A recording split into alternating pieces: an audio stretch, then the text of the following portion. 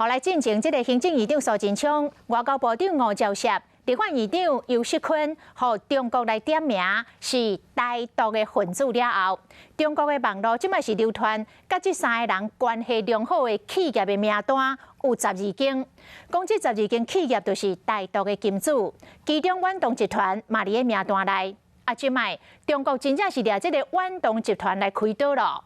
讲远东伫个中国投资的公司违法佮违规，甲罚款将近4亿。这到底是毋是政治因素呢？国台办的发言人朱凤莲是讲，绝对袂当互挺台独破坏着两岸关系的人伫个中国趁钱。有立委真不满，讲中国这真明显是咧抬价架高。一个正水的生态公园伫台湾，远东集团为永续经营咧拍拼，不过伫中国的生意敢若无遐顺利。远东集团因为违规违法的行为，被罚新台币3亿8千万。是我想这些都应该可以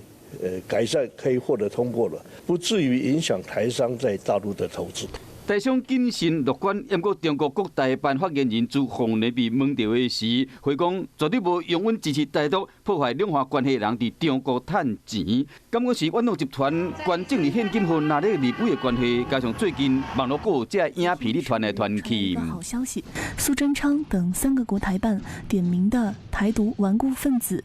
其背后的金主被一一挖了出来。中国有列出12间台独金主的名单，点名要定治原来的台独分子。行政院长苏贞昌、外交部长甲立法院长游锡堃等，另外包括远东如良、和信润泰、永德、力利等商业集团，连立委嘛牵涉在内。这个很明显的就是杀鸡儆猴，我相信这也会阻止了未来台商在中国的这些投资跟在中国的这些